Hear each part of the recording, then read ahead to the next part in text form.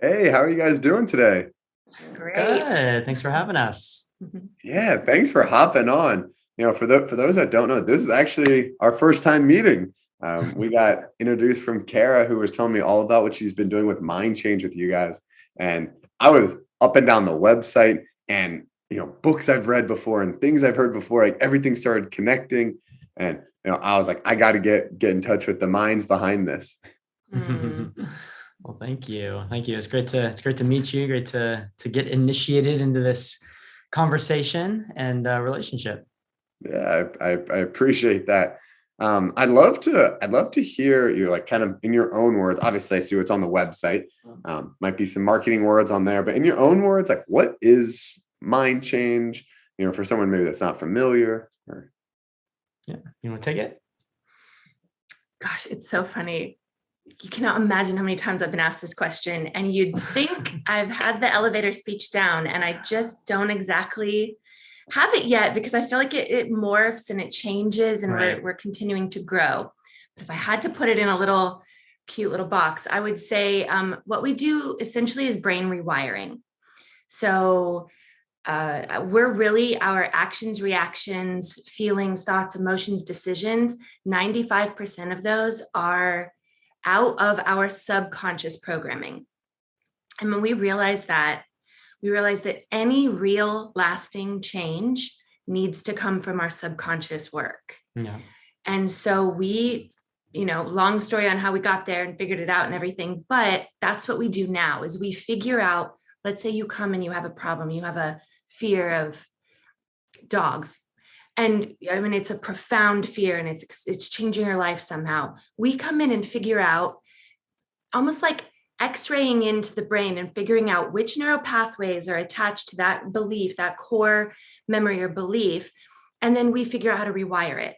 So if your desire is to love dogs, then we figure out why the very good reason is that you have a fear or phobia of dogs, and we rewire that. And now you have the choice in what you would like to do rather than having decisions made by fear.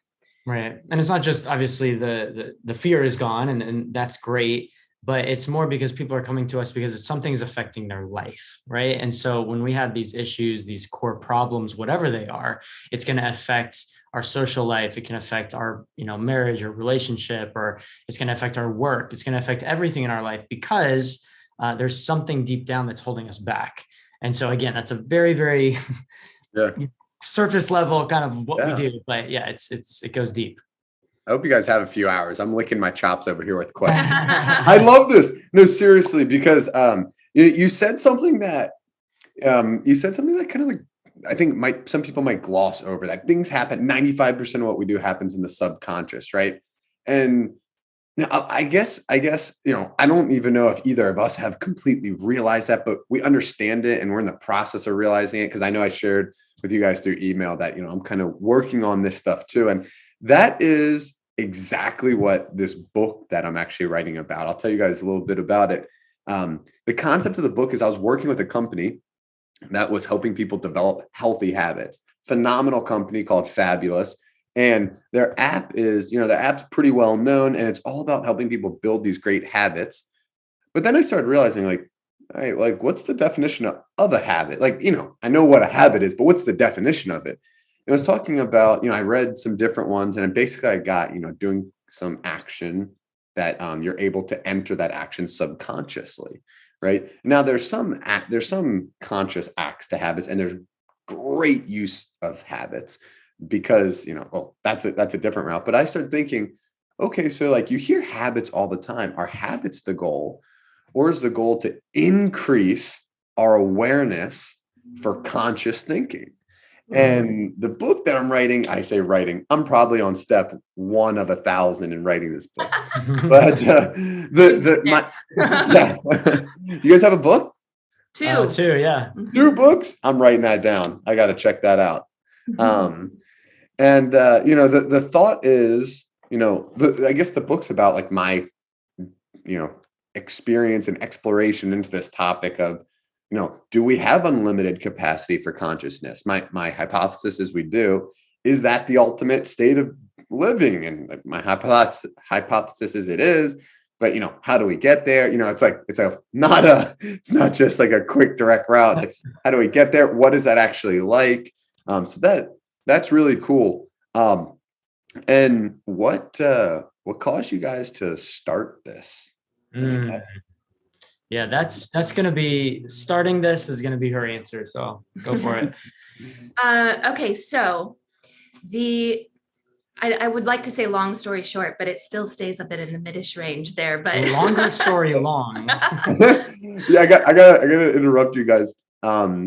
Eden's boyfriend, Jeffrey, my brother. Yeah. He goes, whenever someone says long story short, what they really mean is short story long. Really, I really think I'm gonna probably start. Well, hey, we got time. Let's hear it. All right. So I will disclaimer that dates are not my forte. I do not remember dates very well. So he'll usually pop in and correct me. But if someone's fact checking this and I say a different date, that's the disclaimer right now. I can't remember dates exactly. Disclaimer added. Yes. I would say it was around 2012. Okay. That I found myself, and this is actually when Kara knew me. And why we'll talk about later, why she had such a profound, like, whoa, whatever you're doing, I need to figure out, because I was near death, living in Northern Virginia, and found myself in the care of no less than, I think, 5 specialists, and then still in liver and kidney failure, near death, close to Christmas in 2012. And so I was at home on an IV drip, and we were really talking about getting our affairs in order because my health had just been progressively declining. And so I had been diagnosed with more things than I could possibly tell you right now. And I have videos about this, and it's in the book and everything, if people want to know all the details. But the big ones were chronic Lyme disease, and POTS, which is a heart condition, a dysautonomia heart condition, and hyperthyroidism, and various other things, chronic fatigue, fibromyalgia, and a laundry list of other diseases, much of which they said was not going to be curable. So at one point, prior to going into liver and kidney failure, I was on 180. When I set my pills, tinctures, injections, supplements out, I was ingesting 180 different things a day. And so it's really no wonder. And some of these drugs were heavy duty drugs that had, the little label was like, could cause death. What am I doing like with this?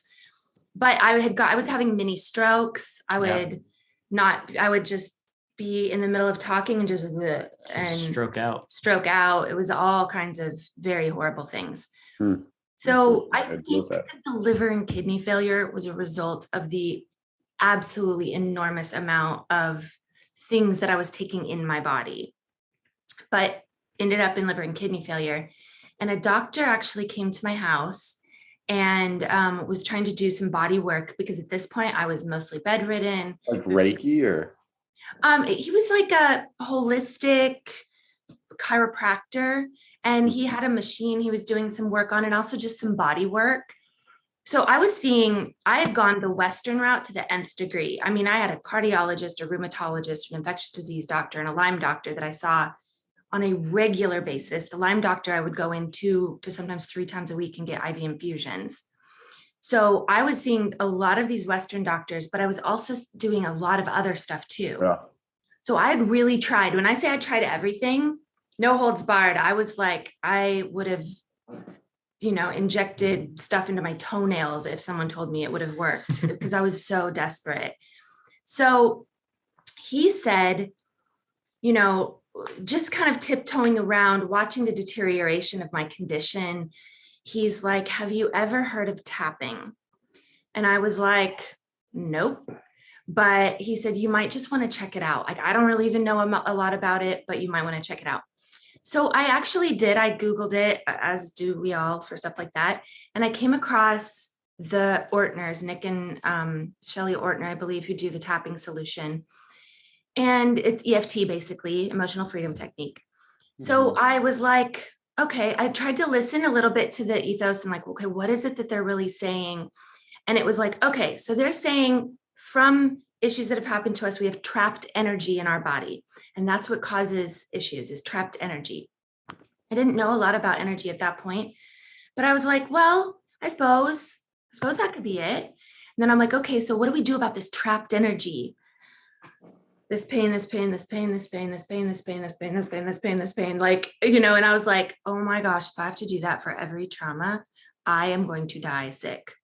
Yeah. That seems like way too much. But I thought there was something there. So I will just say that got me into the mind-body connection really for the first time ever in my life. And I went into and worked with somebody who did a form of EFT. And the reason that I don't actually mention it is because I no longer, Sean, you may know, being in the health and wellness community, that not everybody who claims to be an expert is actually walking the walk. Yep. Out behind the scenes. And so eventually I found that out, and I could no longer align with the ethical part of what was happening there.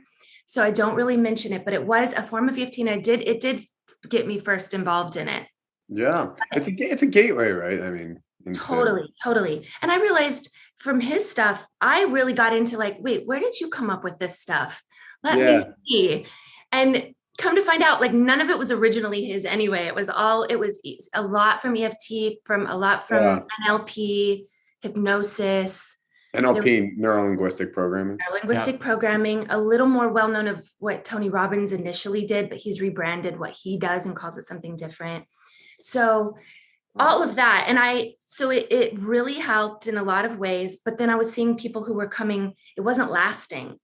So people were getting well, but then they were coming back and having recurrences of stuff. And, that's a good thing to look out for. I mean, you know what I mean? It's like, and not saying that like, if you have to go back, it's a negative, but that's a good thing to look out for sure. And I did want to add, you were talking about people that walk the walk.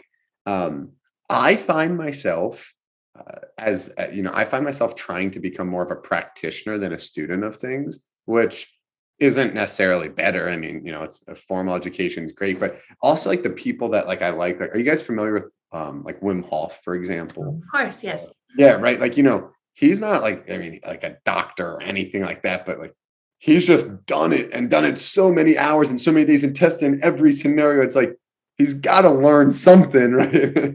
Yeah. Yes. Yeah. And with everything and if you watch enough of Wim Hof's stuff, you kind of get the idea. I mean, he's an interesting dude, but you kind of get the idea, like, he's really passionate about what he does and he does it. You can watch him do it, and there's clearly been huge impacts on his life. And I'm not trying to, listen, none of us are perfect. None of us have arrived, but, I got curious at that point of what works, what doesn't work. Why does it work? Why does it work? And so I started looking into NLP and the hypnosis and EMDR and DNRS and, a lot of these different mind-body avenues where you would hear people come and be like, I did this, I did DNRS and it changed my life. Great. The next person comes in, I wasted half my life on DNRS, or, all of these different, and everyone has that story about these things. So I was super curious. Okay, why do these things work for some and not others? And when it works, why does it work? And when it doesn't, why is that? So then I took from those learnings, and I wasn't trying to be a practitioner of any one thing. I have gained some certifications and everything, but that wasn't my goal. Yeah. I wanted to pull information from all of these different things. I was so interested in why we work the way we work. So then I realized the brain is continually coming up, though it doesn't seem like really anyone knows what's exactly going on. We just keep referencing the brain. It's like the ocean. It is. So I was like, okay, I think I need to study some neurobiology. Like, I think I need to do some neuroscience study and get into why the brain works and how it works and what's going on up in there.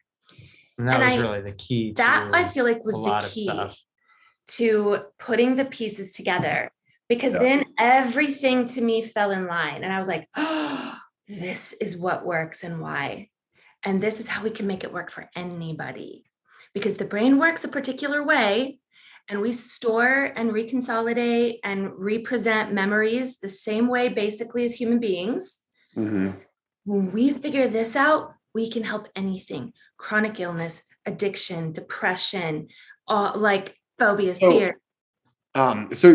I love this. I have two questions coming up right now in my brain. One is about, was there something, there doesn't have to be, was there something specific that you uncovered in the neurobiology study that you're like, wow, like, this to me proves that all this is possible? Was there anything that, like, specific, or was it kind of just understanding it at a deeper level? No, I would say the thing that really started to make things click for me is the study on memory, and the study on how we form what we know to be memory, and the miseducation. I talk about this in my book about the miseducation of memory. The way the normal everyday person thinks about memory, we are very miseducated about what that means and how it is. So when I started learning about how we input information, how it gets stored, where it gets stored, and then when we bring it back up, I was like, oh, that's it. That's all it. Because I had learned all of these different things from these different modalities. And I was like, yeah, that's the answer. It's all within Memory. how we store and retrieve memory. Yeah, and you say gets stored as energy, I'm assuming, not as matter. No, it's like actual matter. As matter. And these are the neural pathways in our brain. And so that's the neurobiology or neuroscience behind it, is the fact that they're in our brain actually constructs from the time that, we're in the womb, constructs little neural pathways and little neuroclusters that connect to that. And throughout our life actually deconstructs beliefs that no longer serve us, or that no longer, like, you believe in Santa Claus.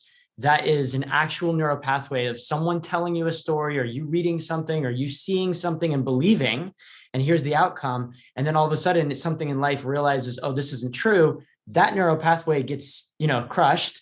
It gets deconstructed, and a new one forms with a new belief. And so that happens with every single memory, feeling, belief that we have in our brain is actually this matter. And so this matter, this is neuroplasticity. And so this matter in our brain can change, and it changes naturally throughout our life. Yep. But with the work that we've done, we realize, oh, we can actually do this purposefully and quickly.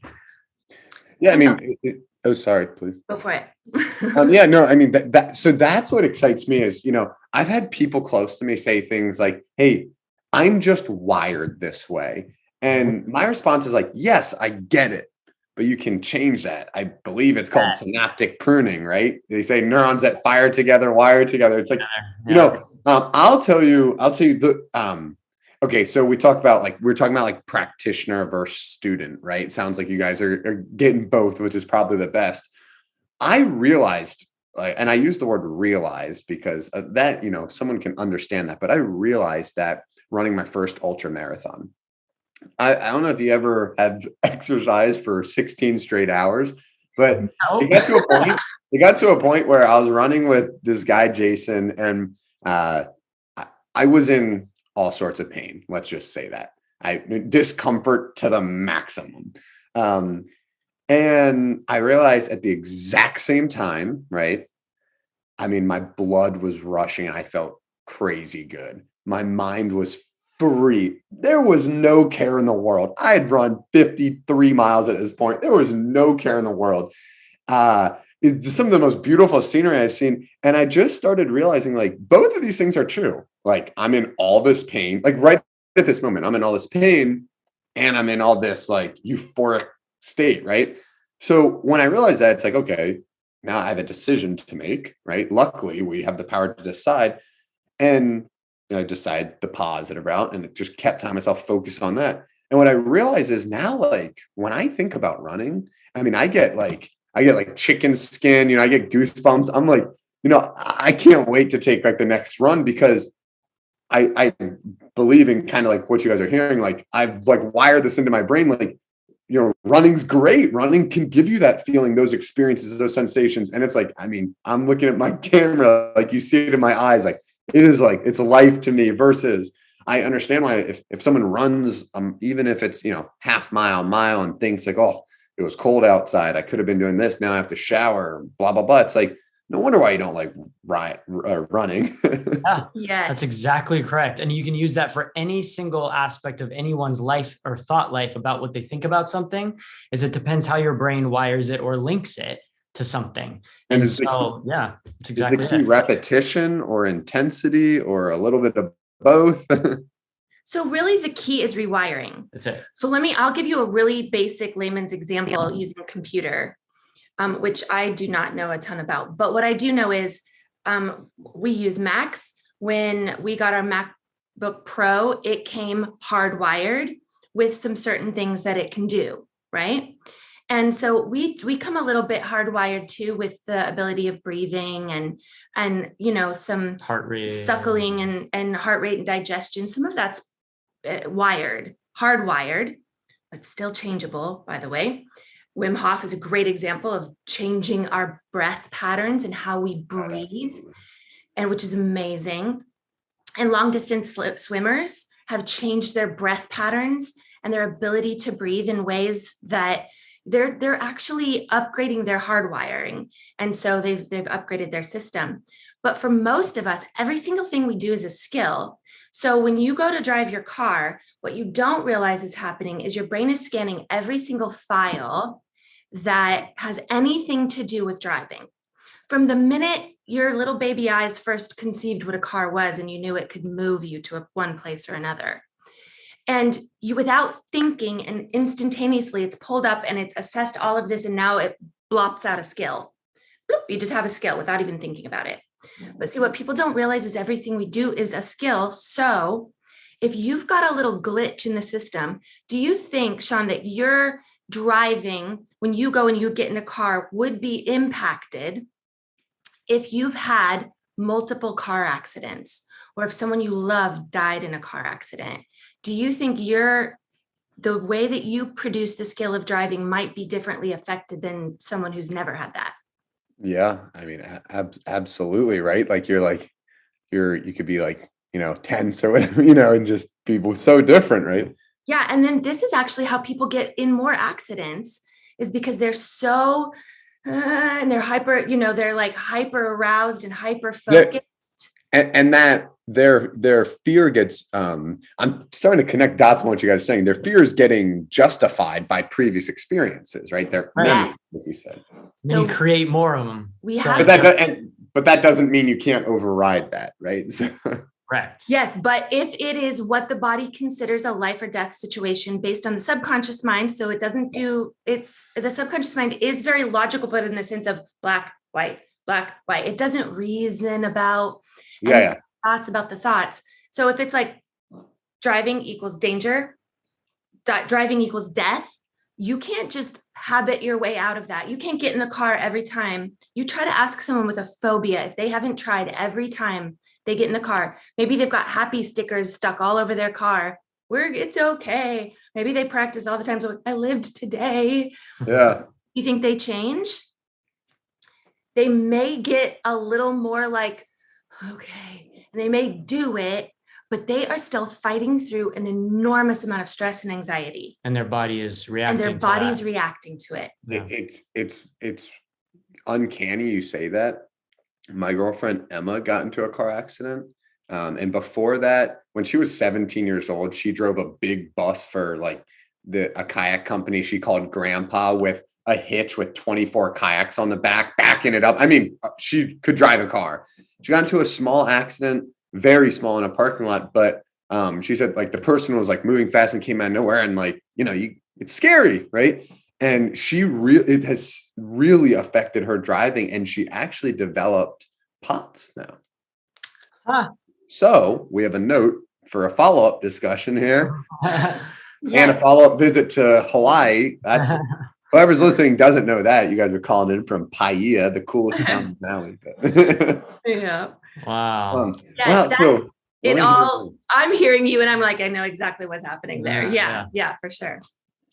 It's like a superpower you guys have. So you go in and you just rewire that portion, that memory that your girlfriend has of that instance, the feelings and the thoughts and all the stuff that was going on. You can actually go in and change all of that And then she no longer thinks, feels, or hears, or believes the same thing about herself, about driving, about the situation. To me, it's like, you've seen The Matrix, I'm sure. It's I like actually have. I was almost going to lie and say yes. I've seen almost no movies ever. Okay. The I've Matrix seen like, might be a good yeah. exception. Call me back when you watched it. I'm just kidding. no, seriously, one of my best friends is like, his name's Rob. Rob, I hope you're listening. He's like, Sean, I know you don't watch movies, but like, you gotta watch The Matrix. Like his phone screens The Matrix. All right, I'll watch it. It's just like lessons of life. The Matrix. It's sort of like they put it. All right. I'm writing it down. Just the original, just the first one. The first one's enough. Watch. It's right here. Watch first Matrix. But in the Matrix, there's, you got Neo, you got Morpheus, and basically, they're pulling Neo out of the Matrix, out of this, what he thinks is real. And anyways, the point is that he gets all these programs, as Heather was talking about, computers and stuff, programs uploaded into his system. So, different martial arts and different, flying a helicopter and whatever, like he gets these programs. And that's kind of like our brain, like we can learn things and put them into our brain. But then there's a part where Morpheus tells him that some rules can be bent, others can be broken. He's talking about the way that your body works, the way that your mind works in the Matrix. And so kind of relaying it back to life is that we believe, Neo's going to like jump this building. And he's like, I can't jump from building to building, right? He's stuck in what he believes. And Morpheus does it. And he's like, how? And it's overcoming. So what we do in our sessions and when we're rewiring the brain is getting you to a place, no, not where you can jump buildings, but getting you to a place where you can rewire whatever those negative, old, stuck thoughts were that keep you in your place of fear, that keep you in your place of whatever, you rewire it. And so it's not even like, it doesn't have to be a conscious, habitual, I'm going to do this so that I feel better. It just becomes who you are. And so it's really amazing. It's powerful. Yeah, that's really cool. I mean, it more than really cool, right? It's powerful. You used the right word. What it got me start thinking about was two books. One, Dr. Joe Dispenza's Breaking the Habit of Being Yourself, because you said think and then feel. So one of the big things I took away from that book was that you need to feel greater than you think to rewire your brain. Because, so you said it doesn't need to be conscious, right? It could be very easy for someone scared of dogs to say, hey, I'm not scared of dogs. I'm not scared of dogs. But then a dog comes up and you act scared of dogs, which is justifiable, right? But I think it's very similar to when I was running, right? Like, for me to just like, okay, Sean, like this feels good. It's like, no. You need to really tap into that. Like, what feels good? What feels good is like, I'm proud of myself. Like, I've never ran this far. And like, I'm alone with my thoughts. It's a unique experience. Like Heather used my favorite word in the dictionary, curiosity, earlier. And I was like, I'm just curious, like what's going to happen next, So, that feeling seems to be, in this world seems to be kind of like a strong step past thinking. Is that a big part of what you guys are doing as well? Trying to get people to feel things, not just, consciously like force a thought. Yes, but I will say, so Sean, your situation's amazing and unique in the sense that you were able to hold two truths. You had proof that you felt miserable and proof that you felt amazing. Mm-hmm. And then it's a choice. For a lot of people, the only proof they have when they go back and find is the negative. They only have the proof that they'll be hurt or abused, or that people are untrustworthy, or that they're abandoned, or they're rejected, and I have to tell you this little secret is there's a part of our brain, it's this little grouping of nerves, and it's called the reticular activating system. We call it the RAS. I talk a lot about it in the book. Reticular activating system, RAS. Yes. You will know this when I tell you, because it's the thing that happens where we always use this example. So it's like you are in the market for a new car and you go out and you're at the dealership and you're like, that's a nice green Jeep. Let's test drive that green Jeep. And so you test drive the green Jeep and you're like, we'll go home and think about it. Guess what you see all around you now? Green Jeeps, because when I was in Hawaii, I bought a gold BMW X3, and it was the only car in Hawaii for 6 months. Right? The only one you see. Now, does that mean everyone went out and bought that exact car when you did, and now all of a sudden everyone's driving it?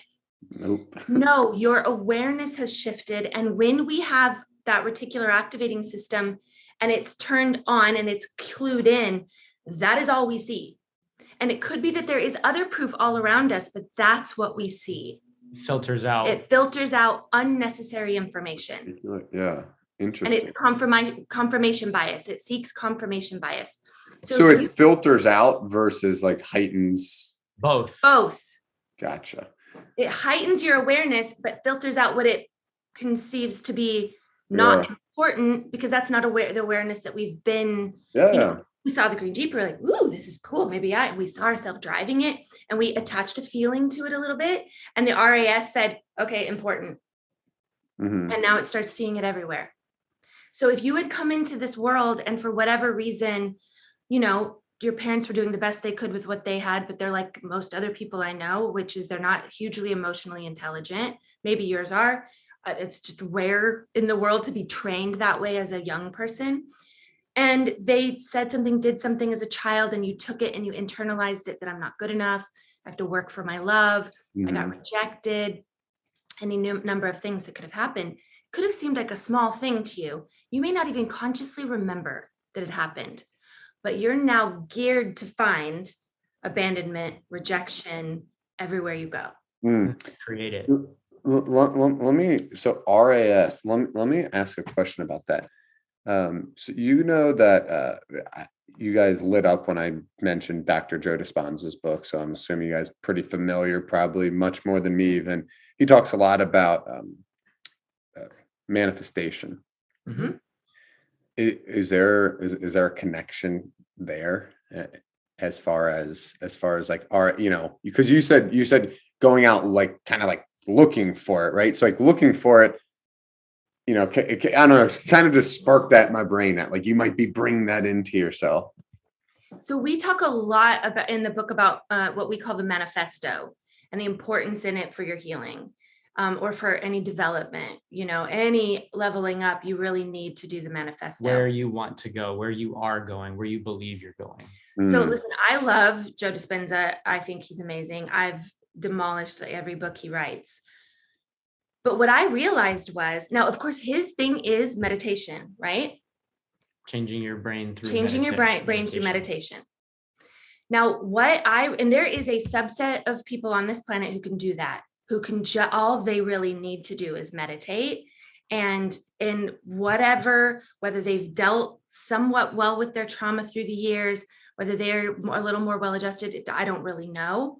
But what I will tell you is there's a heck of a lot more people out there who, when they try to meditate, it doesn't work. And they can't get all this stuff that Dr. Joe talks about, right? They think. Yeah. But here's the key. This was the key. When you've got all this trauma packed down, unheard, you may not even know it exists, and it's wired. Guess what's going to happen when you get your brain quiet? And you haven't been listening. You've been coping around it. You've been a workaholic, a sexaholic, a workoutaholic, a health foodaholic, to try to keep everything at bay, everything that's been trying to come up and talk to you. And you sit and get your mind quiet. What's going to happen? It's all going to come up. It's going to be whack-a-mole trauma. It's going to be like boom, boom, boom, boom. Is that why people can't sleep? Oh, well, 100%. Because I never want to say something when I haven't really experienced it. I never have sleep problems, but it seems that people that have trouble sleeping, I see like a little pattern in them. Does that make sense? And it's one of those things. I heard a quote from the CEO of this company that I used to do work with, that he said, "This is simple, but not easy," right? And I love that quote because, like, I'm in no way saying, I don't want anyone to be offended, like that fixing these things and just starting to sleep better is better. But what you're talking about, this like inner work, right? That's what we're talking about, is this inner work is really important. And, today it was interesting. I have a friend who is ex professional football player. So in great shape still, exercises every single morning, has a full-time job. He is the head football coach. He also just bought a second house. He's remodeling the whole thing. He has a fiance. He just got his fourth rescue dog. He tries to socialize, whatever. Very busy man. Season just ended 2 days ago for him. I was playing basketball with him this morning. He goes, Sean, I have this like free time from like 3 to 7. And like I almost vomited when he said this. He goes, I don't really like it. And I was like, dude, that's what life's about, trying to get free time. Like, that is literally the goal. Ever heard of retirement, dude? Not saying retirement's the goal, but you know what I mean? I'm like, that's what it's about. I'm like, read a book, study something, like just sit quietly and stretch for 4 hours. If you have 4 hours, dude, like you'll learn something about your body. And, but I understand it, right? Because, what does everyone do? You're in the waiting room, you have 5 minutes. Right? Pull the phone up right away. Let me just do that. Or like, oh, look, it's a good time to bump out emails first. Like, let me just sit a little bit. Do you guys know Naval Ravikant? He's like one of those pseudo gurus out there. Naval, Naval. He says like his form of meditation is sit on a couch. He's not like a meditation guru, but he says sit on the couch for 1 hour. Don't care what you do with your breath. Don't care what you do with your eyes. Just no stimulation, alone in the room for an hour every day. And he said, what's going to happen is the first 30 days are going to suck. A bunch of things are going to come up and you'll think about them and you might not like it. You might feel the draw to look at your phone, eat food, whatever.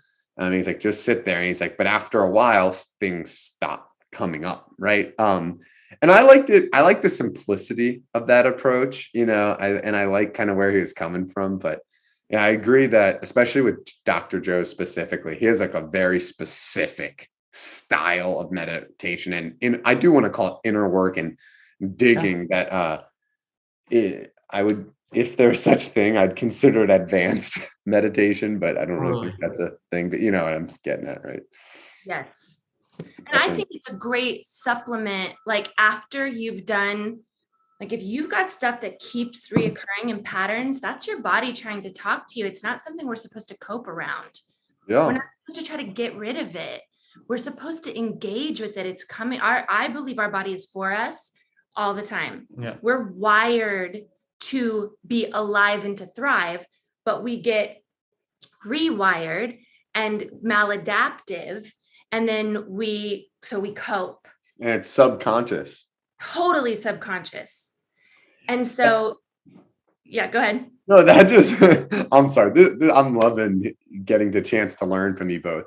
The subconscious piece, the reason it's so critical to me is because if I have this conversation with people, if you're saying that you have to take responsibility to make this change, right? You have to take responsibility. Like I caused some of this completely subconsciously, no malicious intent on myself or anyone else, but it was me, right? And it's like, to me, that's really important, the subconscious connection to the responsibility, right? Because like without owning something, there's a great book called Extreme Ownership that basically talks about like, if you just own everything, that's how you get to the truth, right? And it's fine. And also, that's a kind of a separate great book, but I loved you talking about, that subconscious. And you guys talked a little bit about like diving into your history and like and reprogramming. Obviously, I'm sure it's not just like a simple thing, but would you tell us a little bit about how you guys do that with people? Sure. Yeah. So I do consults all the time and they're like, how do you work on the subconscious? How do you, and first I'd say the easiest thing to say is to explain how you even get into your subconscious, is that we do it all the time. First of all, our subconscious is always running, right? But we're consciously aware. But when we go into what hypnosis calls a trance, or into a, kind of, it's, if I asked you, what you had for breakfast this morning, what would you say? A protein shake. Protein shake. And how do you know you had a protein shake? How do I know I had a protein shake? I remember drinking it. Okay. So what you just did there is you went and accessed a picture. Yeah. So I watched your eyes. You accessed a picture to prove that you had a protein shake. I popped it open right in my car. I remember. there it So is. you stored that semi At least visually, partially visually is how you stored that memory. And so, you can, when you think about your protein shake, there's different ways that we can remember it, different ways our brain accesses it visually, obviously. Sometimes we can, wait, what did I eat for breakfast? And you can taste it. Other times people are like, oh, well, I had, let's say someone had oatmeal or whatever. Oh, I can feel the oats in my mouth, or there's all different ways that and this is memory. This is how it gets stored in our brain. Yeah. But in those moments, this is how I explain it to people that are coming in those moments, just brief moments where you were like, oh, what did I have? Oh, I had a smoothie, and you access that stuff. That was kind of going deeper into your trance. And that was just letting your subconscious just run. And so what we do in session is we actually will ask certain questions, get into certain things, obviously not about food, but about their past, about issues, about feelings, about traumas, about whatever. And you get in there. And again, it's more than just asking a question. It's more than, but we allow that client, that person, to access their own programs in their mind, their own ways of thinking and feeling and believing about themselves, about life, about situations. And then the key, and this is obviously in the book as well, the huge key with deconstructing those neural pathways, because what you're doing is you're accessing a neural pathway. You deconstruct it with pattern interruption.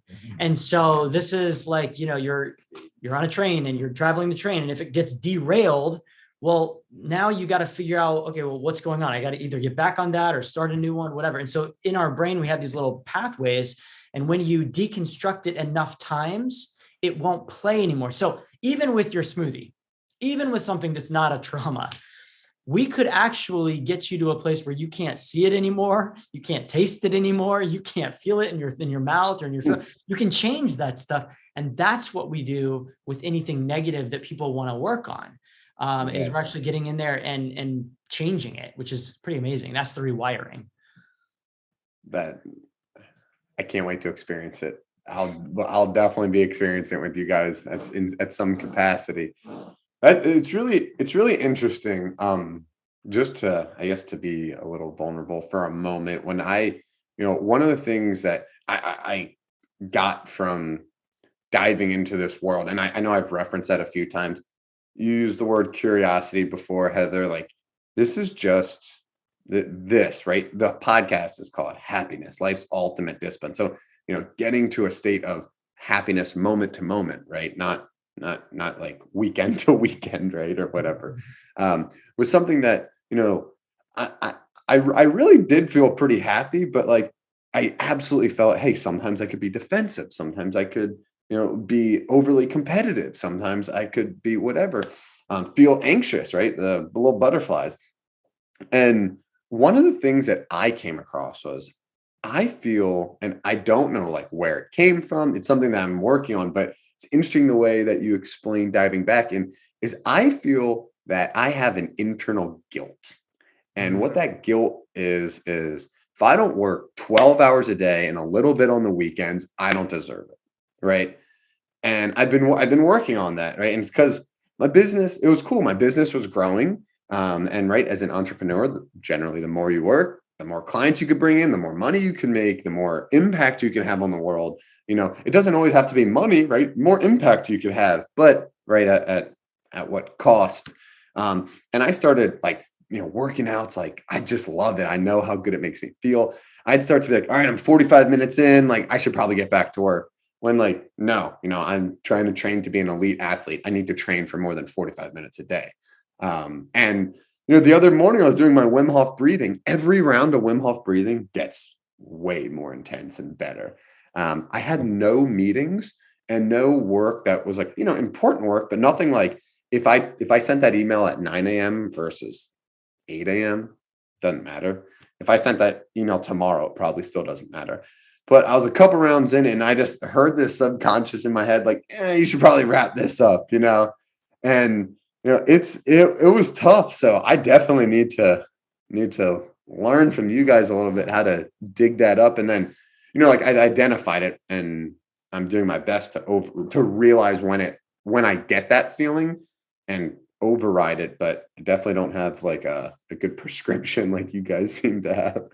Yeah, I appreciate that, you sharing that stuff, because, my wife, obviously, with her story and what she shared, she comes from going into the mind body field because of her body breaking down and in all these different ways. I came in, Sean, I'll say similar to you, into this mind body field, really watching her and seeing, wow, she's changed, and not just her physical health, but her emotional health and all of these other things. And initially thinking, I've had a great childhood. Nothing bad has happened to me. I think I'm perfect. I shouldn't need to do this work at all. Me. That's what he was thinking. Yes. Dude, me too. Hey, I don't know what it is. I don't know if it's just humans. I don't know if it's guys, whatever. Again, just being completely honest. And I know there's someone that's close to me that's going to hear this and just laugh, but I really had a difficult time, finding some negatives about myself. Yes. Right. And then I'd be like, okay, Sean, cool. Go, there's not a sulk fest, but really think about it. And I really did. And, that's not the case, right? For anybody, definitely not for me. So then I realized, I said, there's your first negative, that you can't even see yourself objectively and unbiasedly. And that just, I started going down a loop. What else do I just, am I blind to in life? Right. Because, and then I started being wow, I have a big list of negatives now. I am 100% with you. I honor you for even seeing the, oh my goodness, am I blind to stuff? Because it took me quite a bit of work to even get there, quite a bit of the work that I do on myself to even get to where you're at now, because I was such a good coper of life's great, life's perfect, everything's fine. And really this guilt that you talk about, Sean, that was my entire life, but I didn't recognize it. This deep-seated shame and guilt and insecurity and all these, and fear. I was living, I would say 99.9% of people that interacted with me would be like, wow, you're successful in this, you have a successful family, your marriage is fine, all these different things that were great about me. But I was working so hard to not feel guilty about things. I was working so hard so that I didn't feel bad about myself or bad about what I'm not doing, or all these different things. I was interacting with people in such a way because I felt so fearful of, again, I didn't recognize it, but fearful of, what are they thinking of me, or am I enough?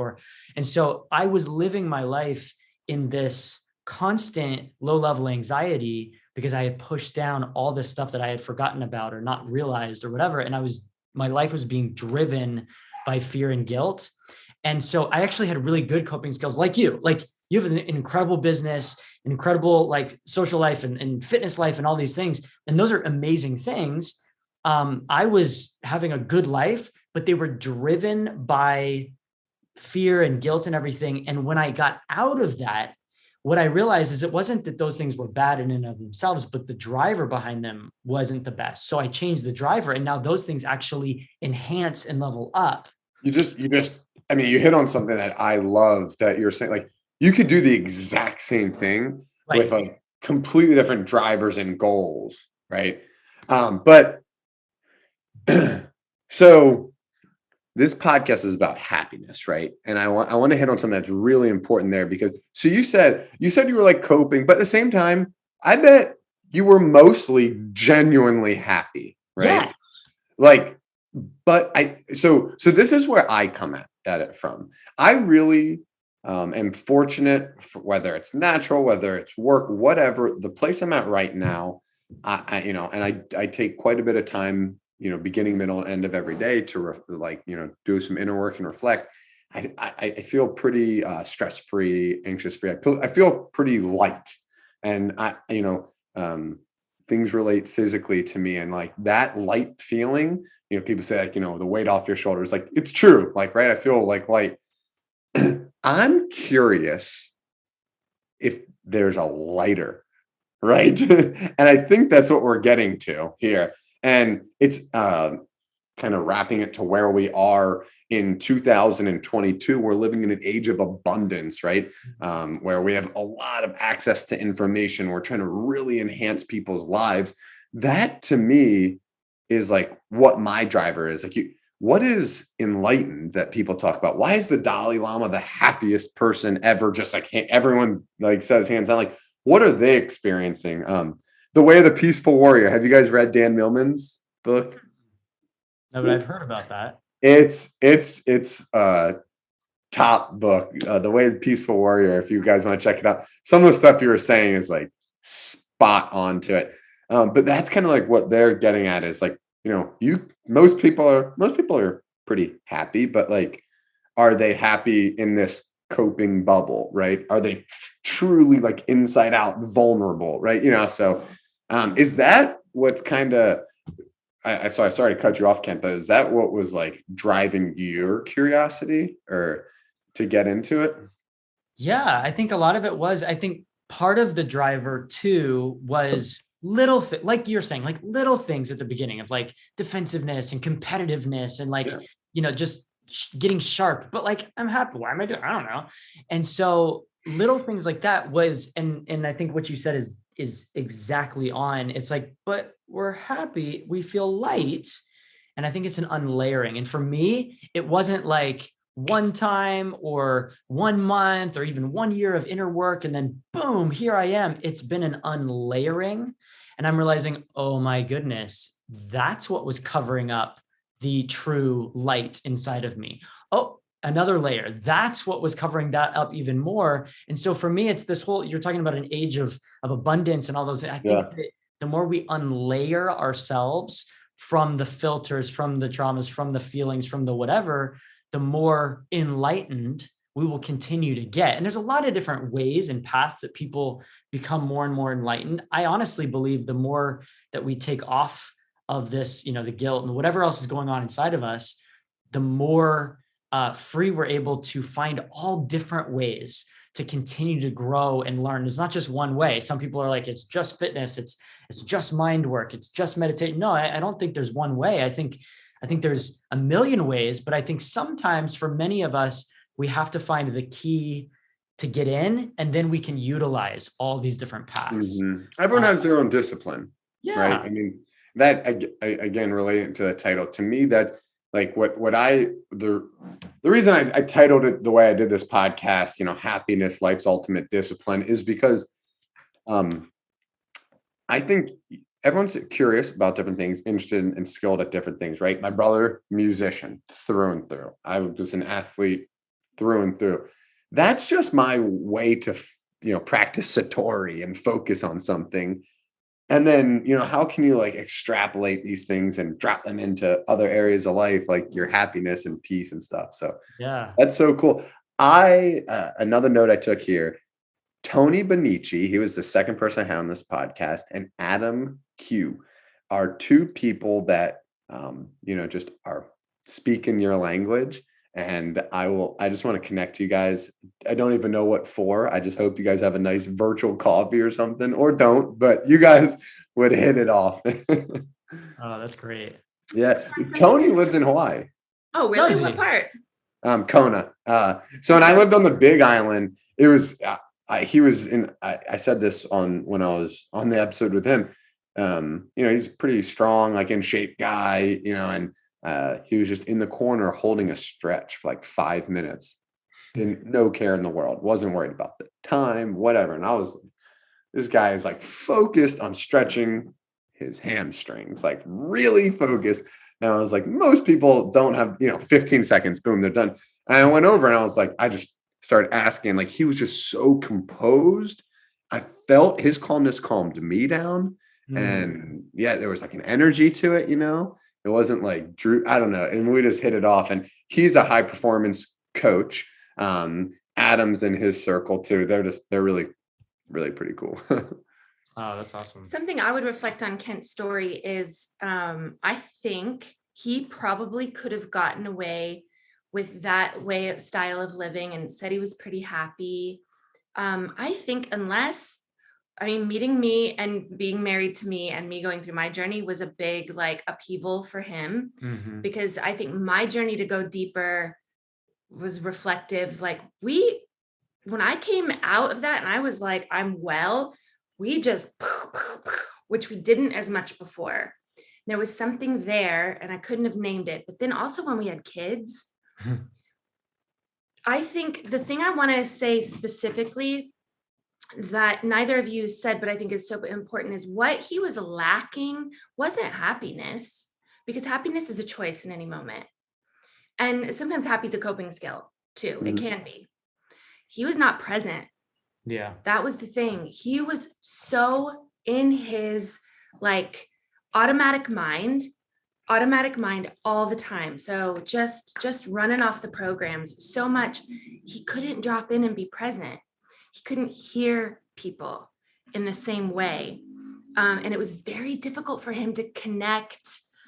He connected with people, like fine, connect with people. But when you had like a very vulnerable, a wife, a child that was trying to get him deeper, like, I need you, not all what's happening up there.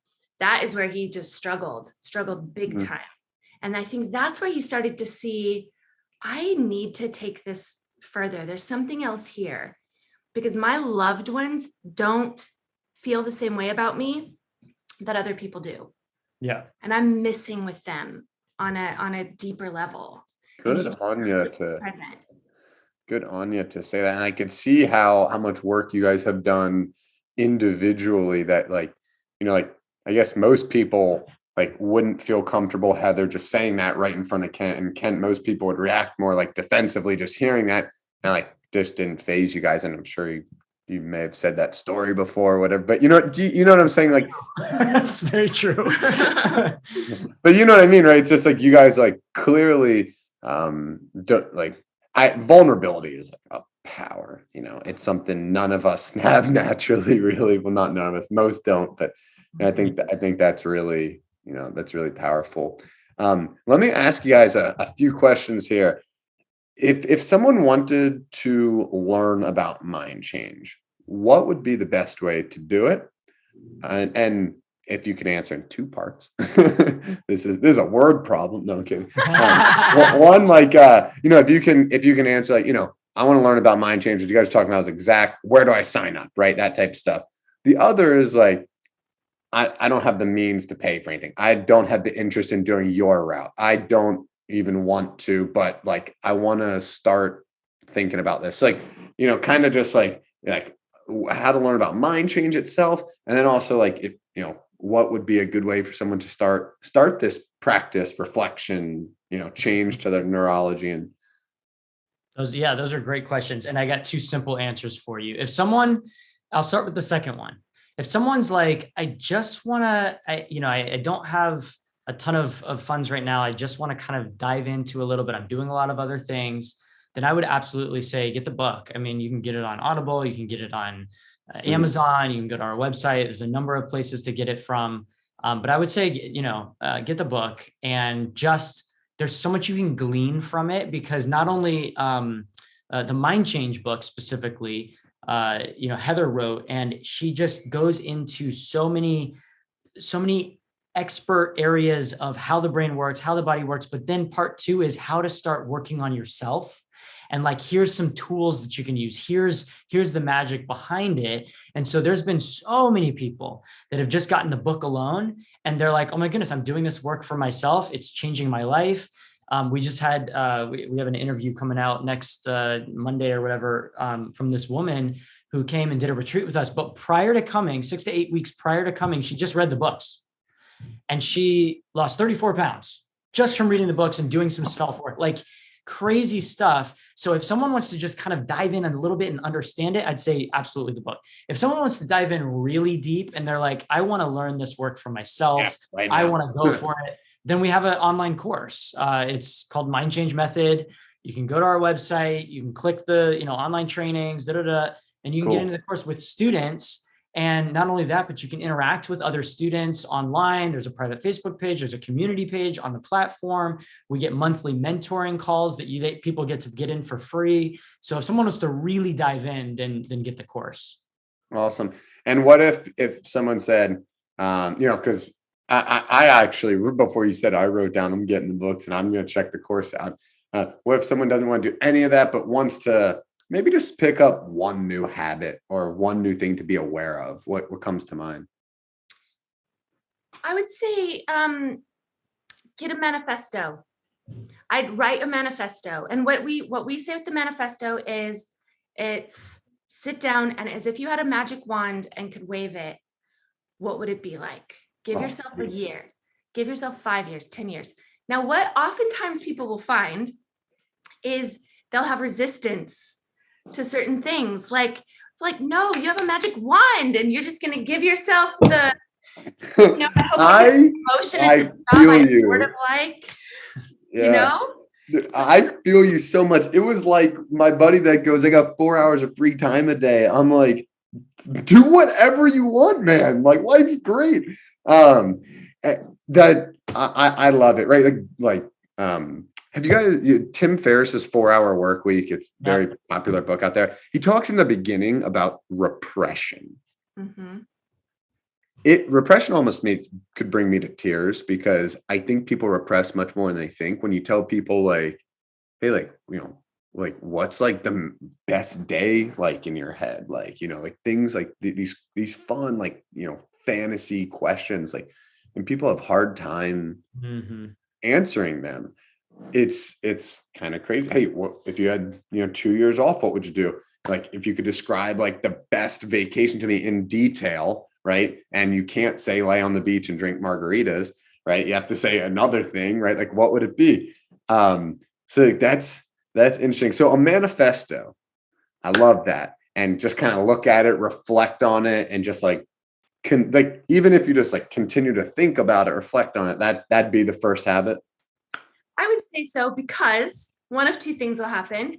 You'll start to be like really inspired and hopefully would want to go more, but you'll probably recognize that you're running into some limiting beliefs. Yeah. If there's resistance to like, oh, I want to do this, but if you're kind of feeling resistant, that's the stuff you want to work through. And I'll tell you a secret, you go ahead, ask 20 people, maybe not so much in your like circle of people who've done some work already, but just 20 people. Ask 5 people, what would you do if you had a magic wand and could have, the next year, what would your year look like? They may start out saying some really good things. Inevitably, you'll hear this. Well, I don't want to work that job, and I don't want to do this. And what I don't want to stop working, right? I want to stop working, stop stressing about money. It's like, right. Now you're all of a sudden realizing you've got a magic wand and all you're talking about is what you already have. And what you don't want. What you don't want. So that's a program. That's a mind program. So it's a negative. It's a negative. I mean, it's a negative. Exactly. But for good reason. We don't want to judge. There's no judgment. I don't want anyone to judge yourself. You're like, oh, I'm doing it wrong. You're not doing it wrong. You're doing it right with the way you're programmed. Just keep going. There's somebody close to me who told me that they don't want to be rich. They don't want all this money. They want just enough to get by, right?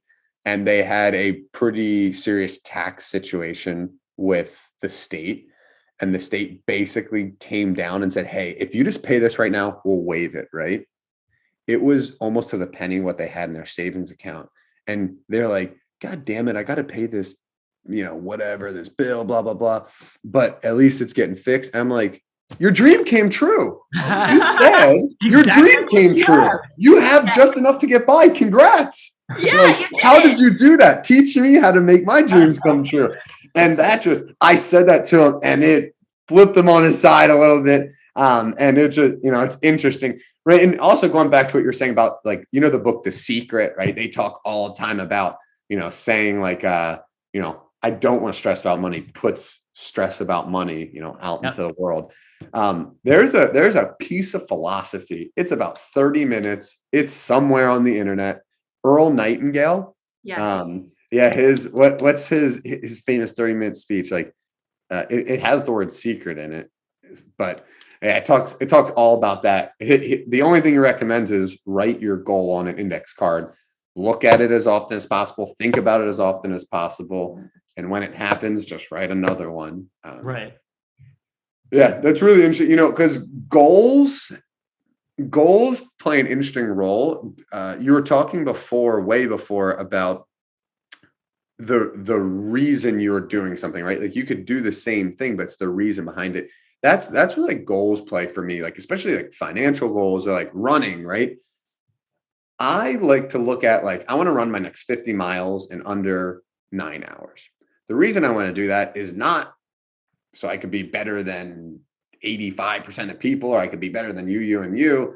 The reason is because I know that running's a discipline I like. And if I commit to a lifestyle where I do that, the mental work and the physical work will manifest. Like your body just reacts to things. Like I'm big, I love the physical body. Your body reacts. If you put in all this work mentally and physically, you will perform. It's not a question. It's more, and so it's like, I like that aspect of the goal, but I don't like, I was beating this up with one of my best friends because he was like, he's like doesn't like putting goals out there. He thinks like that's like the opposite of happiness. He's like, happiness isn't based on me achieving these goals. And we had an interesting dialogue because he made great points, right? Like, correct. If I run that, I'm not happy for the rest of my life. But if I run that, it does show that things happen back here. So I don't know. But that's what's kind of got me thinking about. Yeah, we think all that stuff is so good. But what we're interested in is the programming, because if you change the input, your output will change no matter what. Yep. It just does. And then we don't have to try so hard, because in the personal development field, there's a lot of trying. There's a lot of hard work. There's a lot of behavior modification. That's the thing that we are not after, is just behavior modification as a means to an end. We know that if you can get in and it can be so fast. Yeah. So fast. So who doesn't want to do fast? Who wants to spend 30 days on one thing, reframing one thing? Or building one habit, or we can do a lifetime of work in 2 hours. Like we can change. It's like that maybe that's my core value of like, I got a lot of life to live. Like, let's do this. I don't want that holding me back. Now. Yeah, let's change it now. Hey, change it now. You said what'd you say? But your input caused your output? Yeah. Always. You change the input, the output just changes, and you don't have to work so hard. You can live. Let's wrap it up on that. I mean, that's the input changes the output. I love it, guys. I can't even believe, looking at the clock, that it's been over an hour we've been chatting. You guys, this has never felt, so natural. So I want to just thank you guys for coming. I can't wait to meet you guys in person at some point. I'm sure it'll happen. And, I really appreciate it. Hey, thanks so much, Sean. Appreciate it. Appreciate what you're doing. Yeah. And this platform, which I think will help a lot of people. Yeah. And thanks for sharing your life too. I appreciate that. Oh, thank you guys so much.